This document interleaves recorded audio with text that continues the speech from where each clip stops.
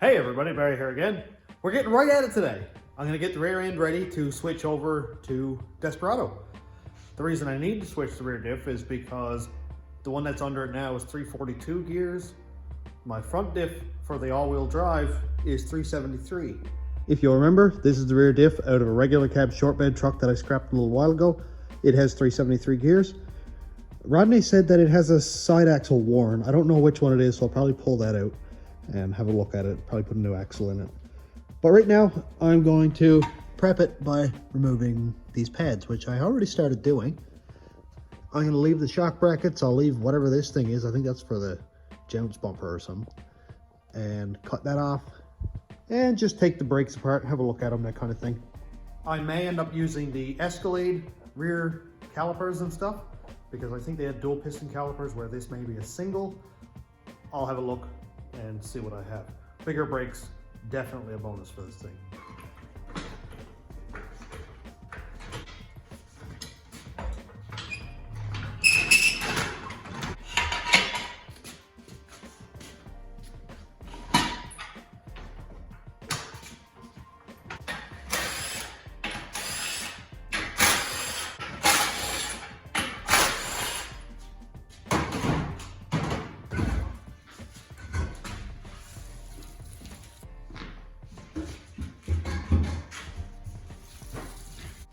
It'll be much easier to work on.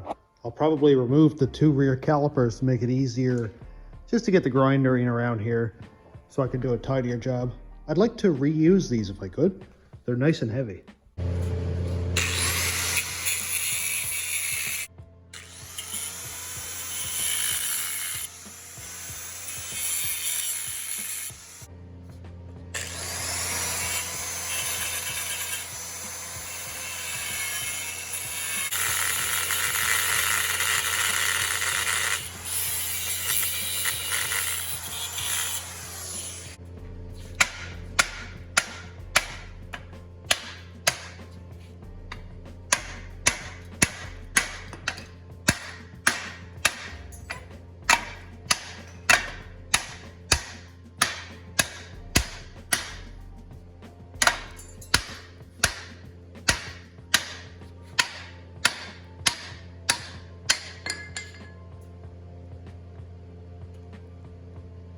Very nice. Definitely reusable. And I didn't chop into the rear diff tubes anywhere. A little tiny bit right there maybe, but not enough to be concerned about. And I'll clean that up really nice so it looks like it was never touched.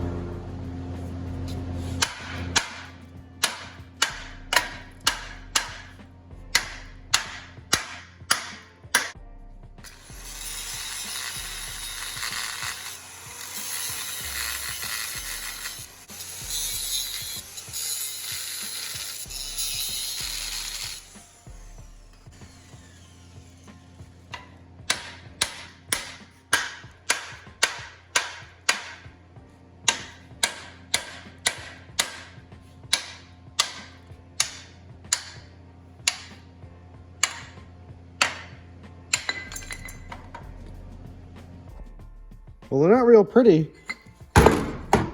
but they'll work, like me. If there's anything I can pass on to the next person, it's always tape your grinder wrench onto the end of the plug-in. That way, you have to unplug it in order to get your grinder wheel off. Now, I know you can just kind of like hand spin it, but that gives you another chance to bump the trigger with your knee and slice all your fingers off. So that way, we just put our wheel on, tighten it down, it's unplugged. Done. Plug it back in, no big deal, and there's no chance of relieving yourself of your fingers.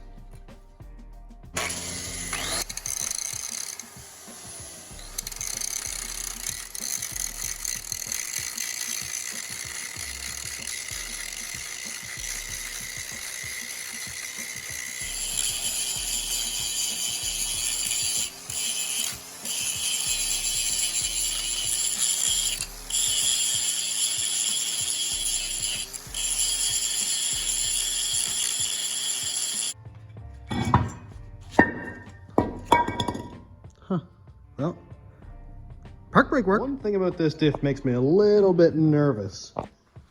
It's, I don't know if the diff is starting to eat away, but it's got some rusty stuff going on underneath. Have you guys seen these diffs? They rust out.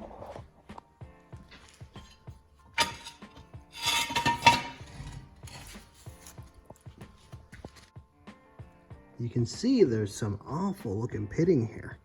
It's not gone all the way through, of course, but man, I don't like it. This is where the rear, like this bottom cap thing comes down, so the U-bolts go into it and then the nuts go in the bottom. And I know they hold up a lot of dirt and mud and stuff, and I don't know if I'm nervous about it or not. I don't know if I have a diff that's cleaner. And I'm really not interested in changing the pinion and the spotter gears and the crown and all that stuff to a different housing just because of some rust, but I'll keep an eye on it. I got a new toy to play with. I think it's going to help a lot in de-rusting this thing and probably shaking all the welds loose. This was sitting on the shelf here at Carquest since I've been here, like 7 years. And Craig was like, we can't return it. Put it in the toolbox and we'll use it. I was like, oh, okay. I haven't used a good air hammer before. So this is terrifying. This is terrifying. So I don't have a needle scaler, but I do have a jackhammer. Oh boy. Oh boy, let's try it. This is exciting. It's even got like a sheet metal cutter and pin puncher and cold chisels and all that. This thing might actually help get the torsion bars out if I need to get them out. So that's pretty cool. So I'm legitimately scared of this thing. Oh my God. I gotta put on my ear. I hope it doesn't punch a hole in the diff.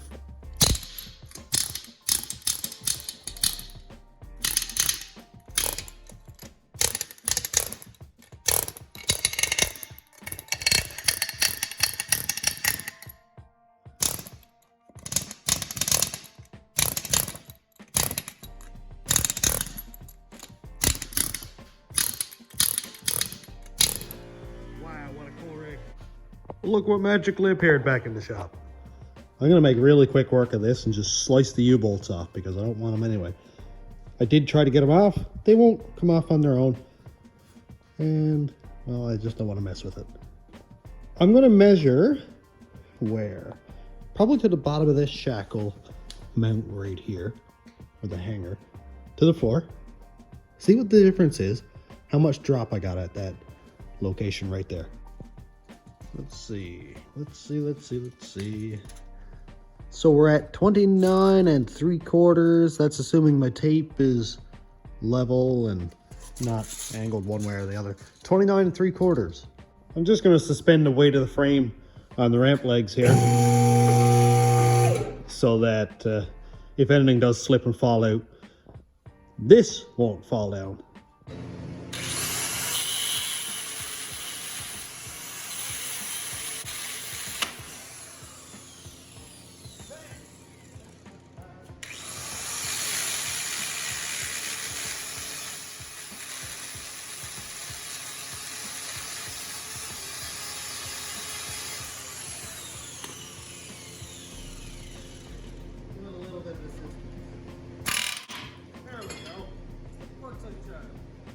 I wonder if it'll work on a little brake hose bracket.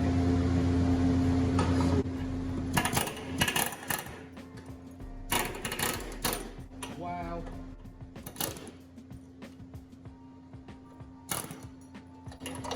Like a charm. This thing has so many uses. Wait, why isn't there one of those plates on top of this thing? You see that? It's not there.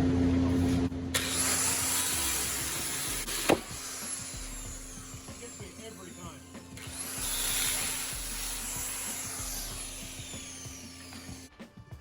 I can't believe that there wasn't one of these on the other side. I don't understand. Huh. Actually, I don't even think that one belongs there. It's funny, isn't it? Well, I don't have to worry about this yet. I just want to get that other rear end in and see what it looks like. I disconnected the park brake cables because I was going to use them. And then I realized this thing has drum brakes on it, and I will not be using those. So I'll keep the cables anyway because I think they actually work. But I'm going to have to get a set of disc brake cables for this one. I don't know, man.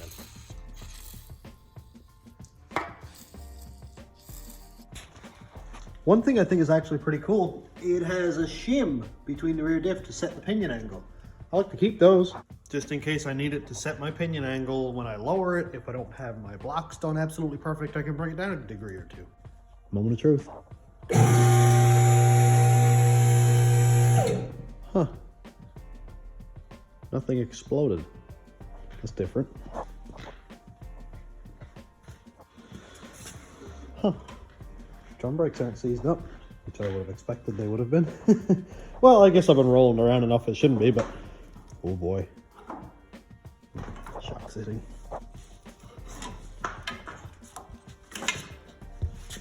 Somebody asked me to sell them the shocks out of the lift kit. I don't think I will. I don't think that's a good idea at all. I don't know if these shims are actually bolted up or if they just kind of go around with the hole. But I got a tool that'll help me find out. Oh, there's like a hole in the back of it. Let's see. Oh, geez, that worked perfect. What a unit.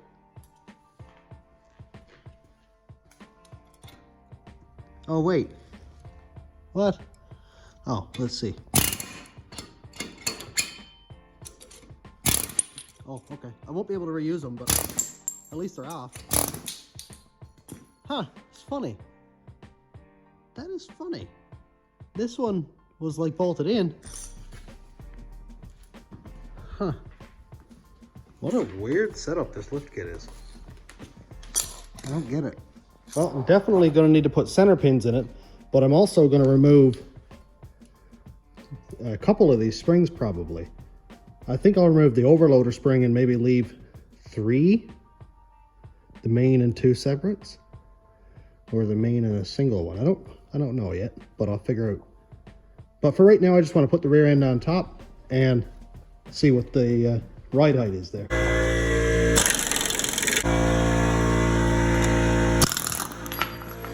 I actually forgot I was going to try this.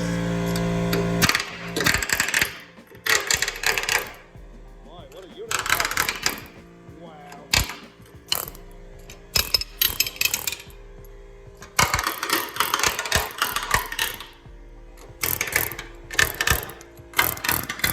All the loose rust just goes away.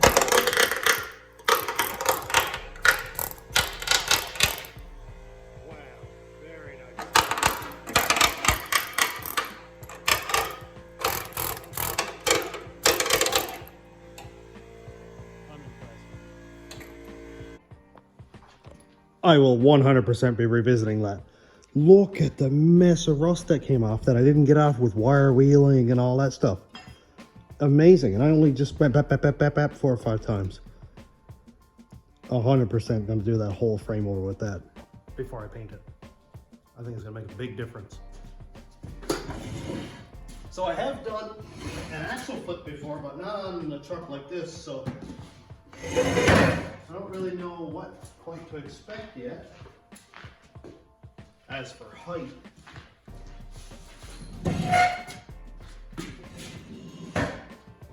I know it's going to be a substantial drop, but this has lift leaf springs in it also.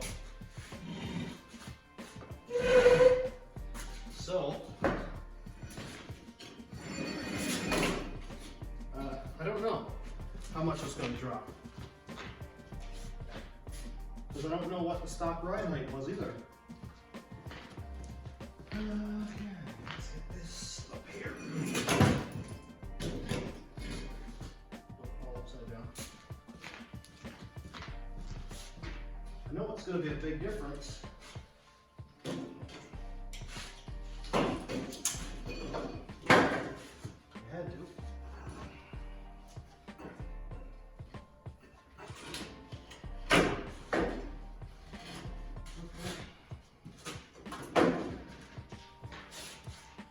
It's hard on the back, man. But then again, so is everything I touch.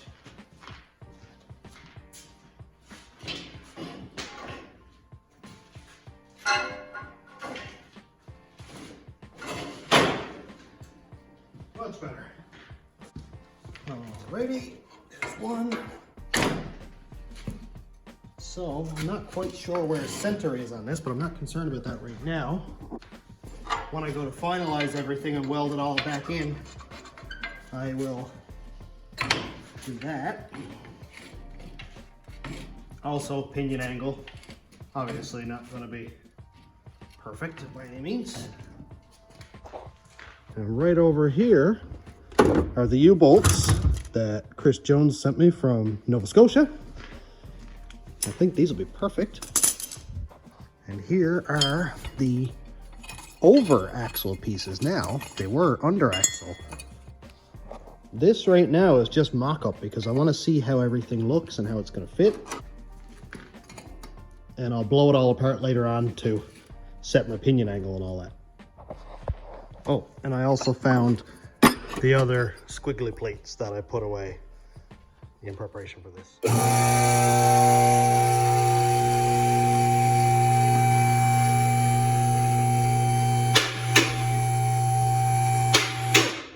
Much better. Now, fingers crossed that this will work the way I hope it will. Ooh, it looks like it will work. Okay. Just pop those down on here. And hopefully I have just enough thread. If I don't, really, I'm not opposed to putting a little spacer on there. Not a big deal. If they're just a touch too long or anything.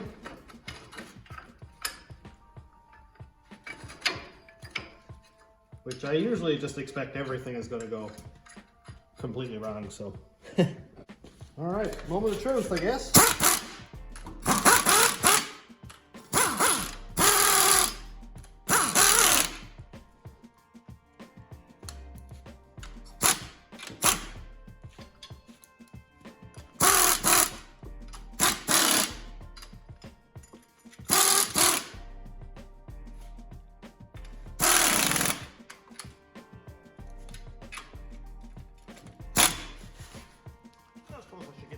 Off the ground a little bit.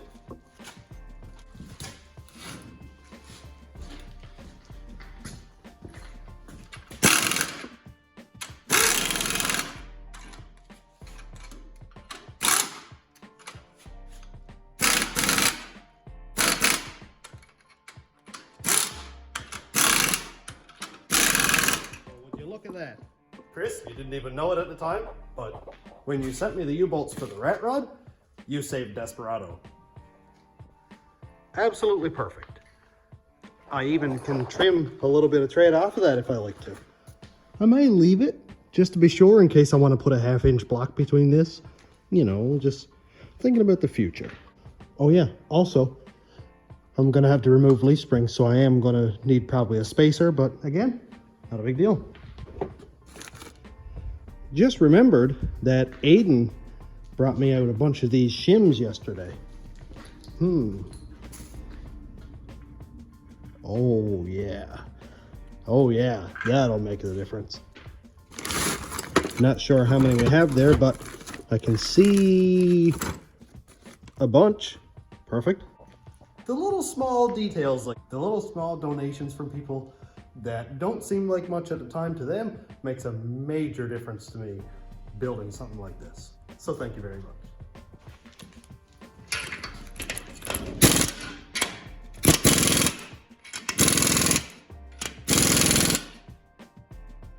Ooh, so excited. That worked out way better than I expected it to. At some point in my hot rodding career, I have to stop being surprised that things work. Like, at what point am I like, yeah, that's gonna work just fine, and it does. Not today, but at some point.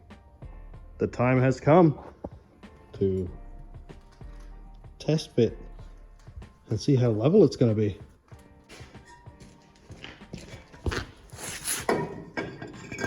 brand new disc brake rotor.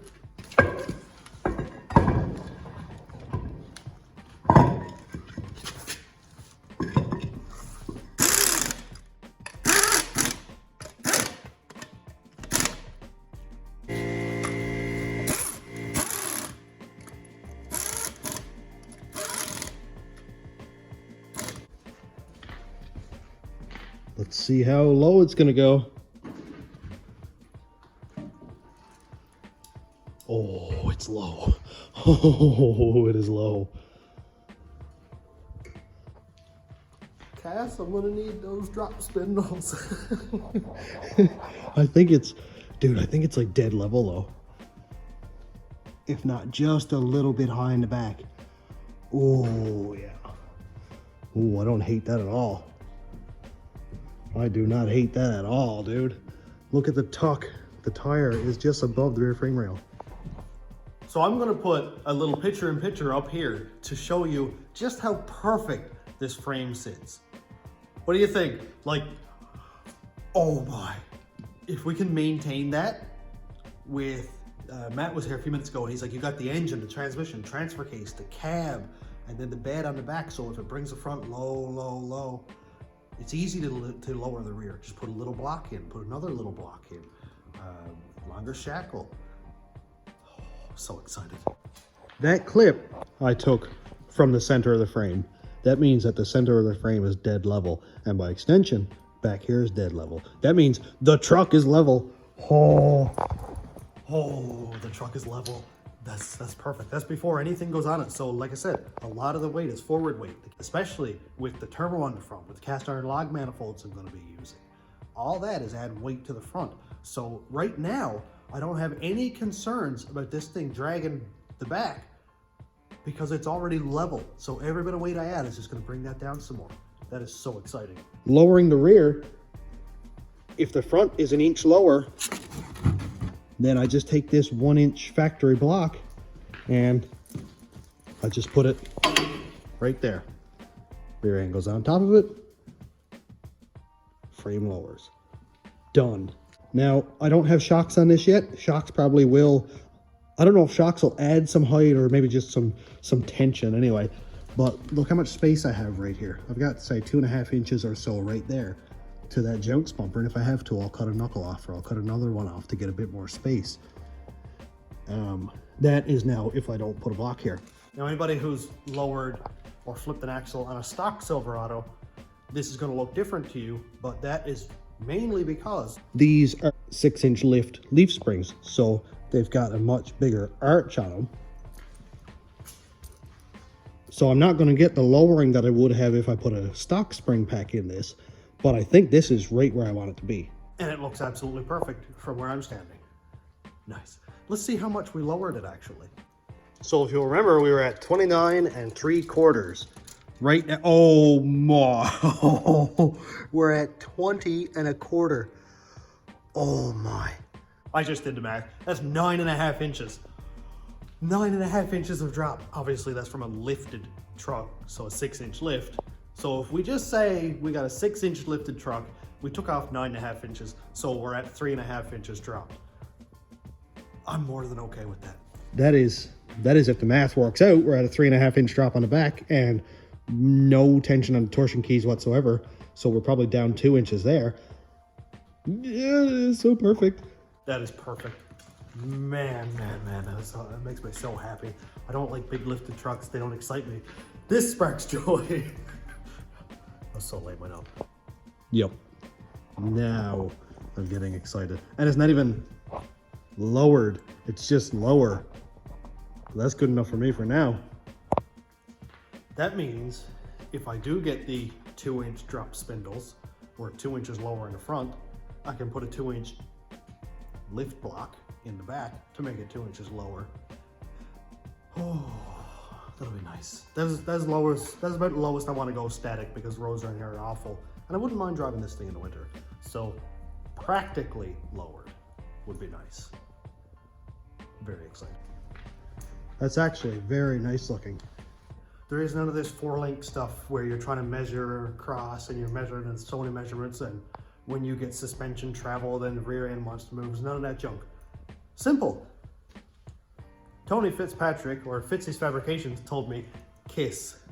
Keep it simple, stupid. And I know you guys have heard that before, but he said that to me because I needed it, because I just want to do things geometrically complicated and make it unreliable and stupid and make it ride awful. And then I go, why did I do this? Leaf springs. So that's enough of my ranting for today. We're done today. This is progress. It looks so good. So soon I will be getting everything ready to paint, which means I'm actually gonna blow everything apart again. I just want to get everything put together so that I know what it sat like, so I know I don't have to notch the frame and stuff like that before I paint. That's gonna come soon. I don't know what's gonna come next. I'll decide tomorrow when I wake up, I guess, because that's how I roll. So thanks for checking out the channel. Thanks to my YouTube members, patrons, and subscribers. If you want to check out my Patreon, it's patreon.com/stationroadratrods. My YouTube members link is down here. And that's a couple of ways that you can help with the build. And if you got something to contribute, just look into the description thing. I've got my mailing address there. And I appreciate any contribution at all to the build and to the channel. So thanks for watching. Have a great day, everybody.